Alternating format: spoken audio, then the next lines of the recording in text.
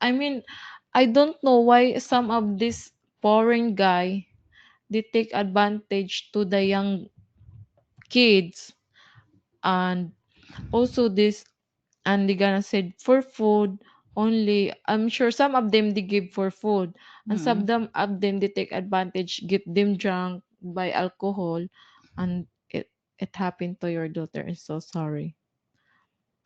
They are really crazy. This Mm. he's from California. I'm very thankful for the social worker because the case is It's ongoing and ongoing not back. I want to the suspect to uh be stay forever in the paid jail and paid paid all for what happened. for that 7 kids or 6 kids that he been abusing.